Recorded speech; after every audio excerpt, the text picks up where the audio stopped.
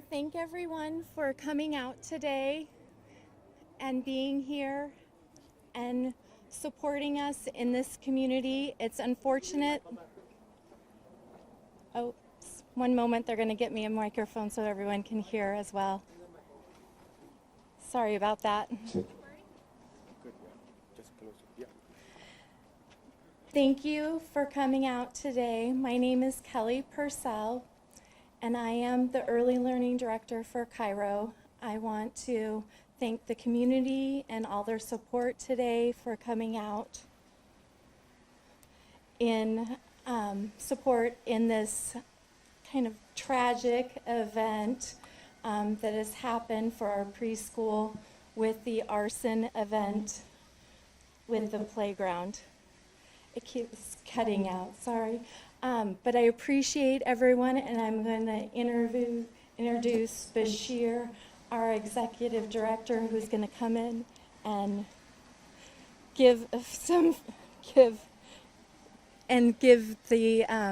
address your concerns and make a statement for you. Sorry about this. It's picking up on our end, so Okay. you're okay. Okay. It might be Bashir? because of our mic too. I wanted for the audience too. It might be because of our microphones. I don't know. You can probably bring them in closer if you think it's gonna interfere. Yeah. Sorry. It's okay. No problem. Good afternoon. My name is Abdikadir Bashir, Abdikadir, Bashir Bashir. I would like to begin by thanking all of you here today as we gather in the shadow of this heartbreaking attack. Members of the press, our neighbors, our families, and our friends. I also want to take a moment to thank from the bottom of my heart to the Cairo staff, board members, and our incredible volunteers. You have held this vision with us for years. You have carried the mission in your hearts, and you worked with us in good days and in hard days.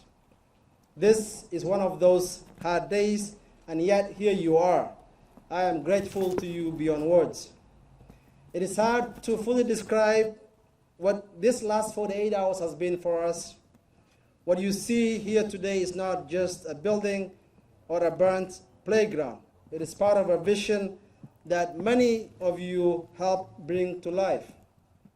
This property was a major acquisition for us, a dream we had been planning for years. We imagined it to be our early learning hub, a place where children, especially from refugees, immigrants, and low-income families, begin their journey with joy, safety, and a sense of belonging. We were scheduled to open our first 2 classrooms in this building this fall, and just 2 months ago, we completed the outdoor play area that you see in front of you. It was beautiful, it was brand new, and it was built with love, with community love. It was meant to be the first thing our children saw every morning they came in. And now here it is, scorched, silent. This fire is being investigated as a possible bias crime, and I will be honest, there is a kind of sadness that comes when something built with love is attacked with hate, when something meant for children is met with violence, when a space that was supposed to say you belong is suddenly marked by exclusion. But here's what I want to say clearly and loudly from my heart and with full conviction. This fire may have taken down our structure, but it did not take our promise. It did not take our people, and most certainly it did not take our resolve. Cairo was created almost a decade ago because our communities, immigrants, refugees, black and brown families, low-income families were being left out of opportunities, of dignity, of equity. We started Cairo to fill the gap between injustice and hope, between what existed and what was possible. And what was built here in this space was exactly that. Something beautiful, something possible. So yes, we are heartbroken, but we are also clear. We will not let this fire define us. We will not let this incident define our community. In a time where our country feels so divided, we have a choice to make. We can choose suspicion, fear, and blame, or we can choose connection, courage, and healing. We will always choose the higher road, not because it is the easier one, but because it is the right one. Because our children are watching us, and they deserve to see adults who lead with hope and not hate. So today, my friends, we recommit ourselves to our mission, to our community, and to the children who deserve to run, play, and learn without any ire or fear. To the neighbors who saw the flames and called 911, thank you so much. You have prevented a greater loss. To our Portland's Fire and Rescue and Police Department, we are grateful for your quick and professional response. You didn't just show up, you helped hold the line. To the families who trust us with their children every day, this space was and still is for you. To our partners and supporters that are here with us today and not, you helped bring this dream to life, and we are calling on you again to help us rise again, because it takes a village. To our board, our staff, and volunteers, you are the heart of Cairo. You carry this work every day with love because you believe in something greater than yourselves.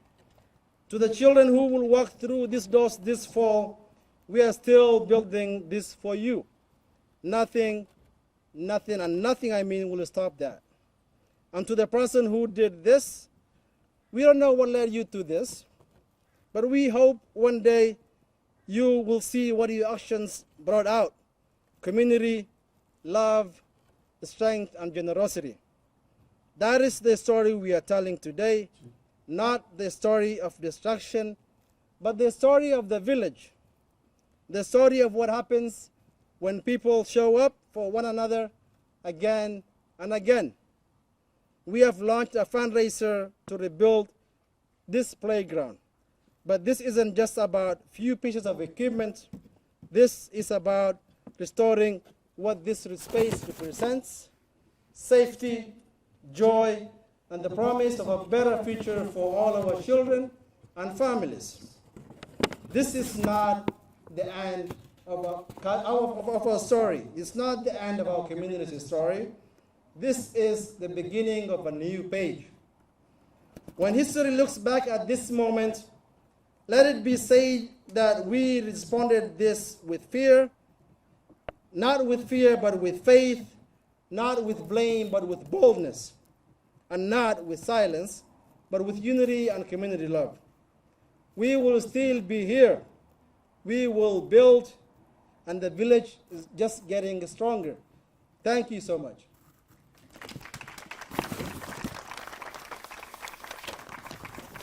We have many partners with us here today, but next I will call up our partners, the police department, that are looking on this with us as a partner. With us is Detective Sergeant Matthew Jacobson, here to say a few remarks. Welcome.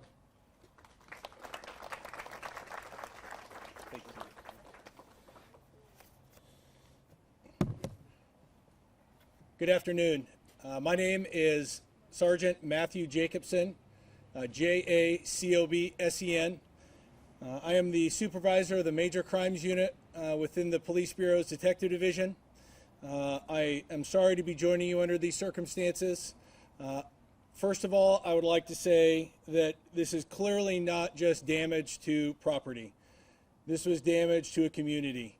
I was moved by the words that were just said, and as a parent of a school-aged child, playgrounds should be a place of joy and fun, and should not be any cause for or concern about safety or security. We take any targeting of our community like this very seriously. We are working diligently. We have phenomenally seasoned investigators assigned to this, and we will continue to work and partner with Cairo to ensure that not only that we attempt to find this person and hold them accountable, but also ensure that the community that Cairo is made whole. So thank you very much. Am I handing it back to you? Thank you, Sergeant. Next, I'm gonna call upon somebody that this community looks up to, somebody that looks like them, somebody that's a state leader, not just for this community, but for our entire state. Somebody that I have personally looked up to as well. His name is Senator Casey Jama. This is his district as well, and part of our community. Senator Jama, welcome.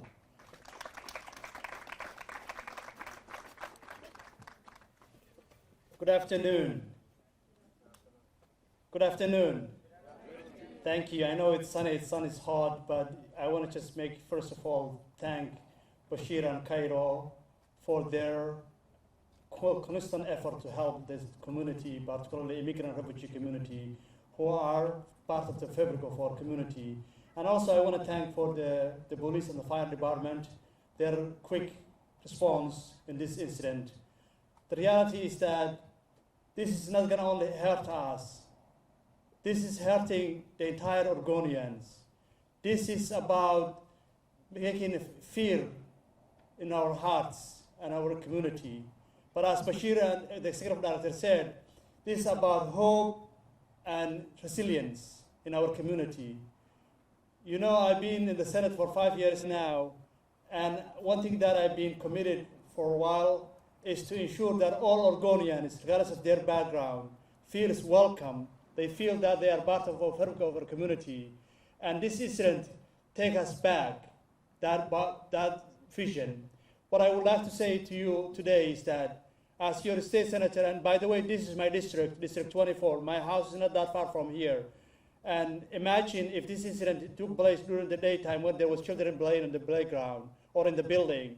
And secondly, the fire department and prevented a catastrophic situation where we have the hottest seasons right now in Oregon, and this fire could have been widespread. And so I want to thank them, their efforts to ensure that there is a safety for our community. You know, we've been here before. This is nothing new in this country, in this community, that when things are tough, when political crises are taking place, where things are hard, when we've tried to find a blame and try to find a blame. But there is two choices that we make that Bashir talked about that I want to emphasize. One is that when things are harder, we blame immigrant refugees, we blame people of color, we blame low-income Oregonians, we blame people who are struggling, that this is their fault, whatever is happening in our country, in our community. The second issue is that for me is that, how do we address them? How do we address this issue? There's two ways to address this issue that I want to highlight. One is that, as your state senator, I am committed to ensure that we have look into the upcoming short session and beyond, to look into if we can strengthen our hate crimes and hate incidents laws. I'm going to be looking into that as much as I can, and to ensure that we have the strongest hate crimes and hate incident and bias crimes laws in Oregon and in our country. The second final thing that I'm going to say is that we can pass all the laws that we want. We can do whatever we want to do to address this issue. But the reality is that unless we come together as a community collectively and look one another, each other, and really took this issue and say, how do we make welcoming everybody? How do we build a resilient community? How do we ensure that we are building an Oregon that welcomes all, regardless of their background? That work is happening. That work is part of what Cairo is all about. That work is about what Bashir talked about it. And I will encourage you to support that Cairo's vision and to make sure that they make a whole, but also to build that future and that vision that Cairo highlighted for us. But as a community, we have the obligation to make sure that we follow each other's path in a ways that help us to build community, in a ways that make sure that we are all in this together.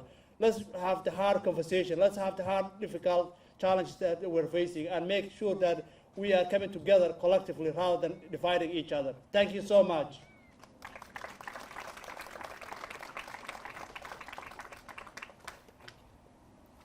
Thank you, Senator Jama. With those few remarks, we're going to open up to a few questions from the press. I'll answer as much as I know, as much as we have right now. I will defer to anything regarding the investigation to the surgeon. With that, I'll have you begin. Thank you. Your name and where you're from. Thank you. Shelby Slaughter, K2 News. Why the resistance to not release the surveillance video? I can speak to that. Yep.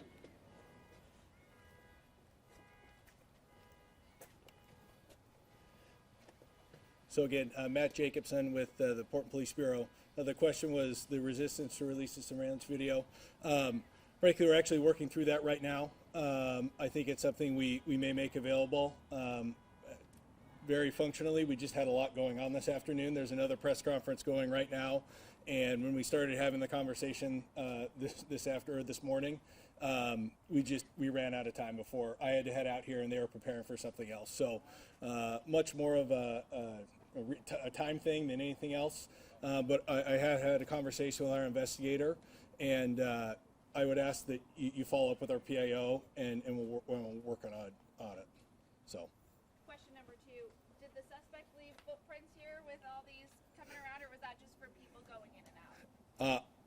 I was not here. I would guess that completely uneducated, but those look like big old fire boots to me. So there have been a number of people, investigators, and personnel in and out of there. So. Ariel, point 6, did they use any kind of like gasoline or something to ignite this fire to make it, cause such destruction? So in terms of if there was an accelerant used, it's not something we're going to get into. Obviously, we need to protect some level of our investigation. But obviously, this is a plastic-based play structure, which clearly went pretty quick. So in terms of releasing that, that's not something we're going to do. But anything with that petroleum-based is going to go. Again, not an arson investigator, but that's just, learning. I'm wondering how much money was put into this playground, and now obviously how much has been lost now that it's gone up in flames? This costed hundreds of thousands of dollars. We are still doing a full cost analysis of this. But I want to say this is not just about money for us. This is about what this space represented to our community. Like I said in my speech, this was about safety, it was about sense of belonging, it was about community pride. So that is what is lost more than the dollars that was built on this space. Thank you. Hi, Leslie Dominique, Fox 12. I know this is potentially being investigated as a bias crime. Were there any other incidents of this nature on the campus in the past? We had, thank you, we had 3 break-ins over the last few years. One on this building right here. They smashed one of the doors to the classrooms. We kept quiet about it. We fixed it ourselves. And then on the right side, on the other side of the street, on 139 in Stark is our main office. They also broke into that two times in the last few years. But if we're speaking about the magnitude, nothing like this has happened before to us. Hence why you see all the community here with us today. Thank you. Can you go a little bit more into the investigation of this being a possible bias crime? Absolutely. Anytime we encounter a situation at a place such as Cairo, it's imperative that we keep our eyes open and that lens open to make sure that we're not excluding any possibilities. Specifically in this instance, this is behind a building, hidden from view. Somebody had to find this back here to come back here and do it. This was not by accident.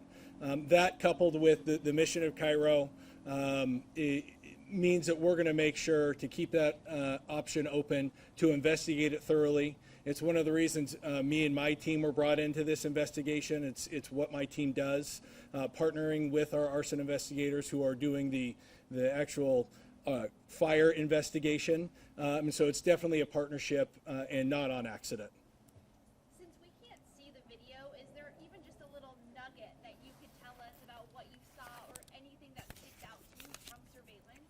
Yeah, absolutely. So this was obviously something that was done on purpose. This wasn't by accident. And again, that goes to that concern of why here, and clearly it was chosen on purpose. The suspect appears to be a male wearing a black hoodie and some shorts. The video is in night vision mode, and so it's a little bit harder to see. But again, my hopes is to get that video out, or at least some still images out to you here a little bit later today. I know this is a new facility. Are you guys still going to be opening as planned by the end of the month, or parents have to find elsewhere for their kids to go? What's happening on that front? Like I said, no amount of hate will stop our vision, our mission. Yes, this is a loss in the playground, but then our classrooms would be open as planned. The community is behind us. The families are already calling and are supportive of what we're doing. On the flip side of this hate that you see was also an outpouring support of love from the community and care. So I want to emphasize that. At this point, as of now, we plan to keep our operations on schedule while we build this at the same time simultaneously. Thank you. Yes. Yeah, question for Charge Sheikh, Zion Sheikh with Oregon. I was curious because PVP has put out alerts for like two related incidents during Jewish institutions related to bias crimes. Zero concern about people targeting cultural institutions lately. Have you maybe seen an uptick in bias crime? Right. So the question was, are we seeing an uptick in bias crimes or an increase in targeting of cultural or religious institutions? My response would be that, so I review all bias, crime, and non-criminal bias incidents that occur within the city as part of my role. We haven't seen an increase in numbers of our bias crime cases. I think within the last 2 weeks, what we've seen is an increase in cases that have garnered some sort of public attention or showed some sort of public interest.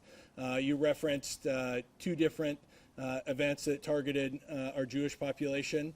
Those are assigned to detectives on my team, and we're actively investigating them. Frankly, at least in one of those, we released information to the media in hopes of getting our community's assistance in identifying that person. I never want to sit here and tell you that it's not a problem. Any level of hate in our community is a problem. But for the context of are we seeing an increase, I would say no. Based on the numbers, we're about where we were last year. So there hasn't been any increase specifically. But as we see national politics, local politics, as we see those different things happen, it's a constant concern and something we keep an eye out for if those trends change, and so we can be dynamic and respond to those. I will say something that the representative said, talking about our bias crime laws and our bias incident laws in Oregon. We are lucky. We have some of the strongest laws in the country, which is really a phenomenal nod to our legislature. I'm warmed to hear that we're continuing to review those and making sure that people that cause this level of disruption and spread that level of hate in our community are held accountable. Question for I'm wondering, would you say there's an increase in intentionally set fires? I feel like there's been a lot, and especially in the Portland area recently, just multiple intentionally set fires popping up around town. So would you say there's an increase in that? Arson is not my purview. Obviously, there was the events near Irving Park that were covered last week. And so this, on the heels of that, is one of those similar kind of upticks in things being covered by the media. Not to my knowledge. We do have Lieutenant Anderson from the Portland Fire Bureau here. If I'm saying anything contrary to what you know, pipe up. But I think, again, we're seeing a couple of incidents that have garnered some public attention in a short period of time.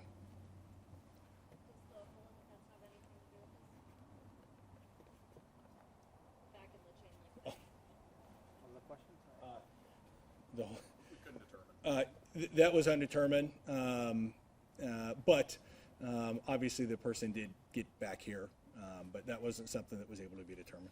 Can you say how they got back here? They walked. No, we don't know their means of No. access. No, we're not sure how they got back here. Obviously, it's a confined area. There are fences, but the video doesn't extend past what we have.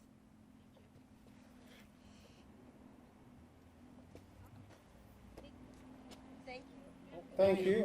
With that, we're going to conclude our press release. Again, thank you really to all of you from the bottom of my heart, supporters, partners, families, staff, the board, and our partners. Thank you so much. That concludes our press release.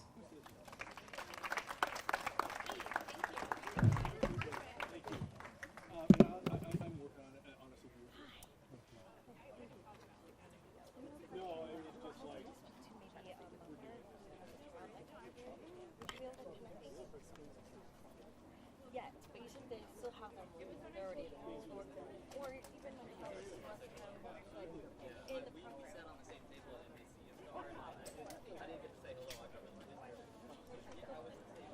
Ariel, I have like 10 minutes before I start.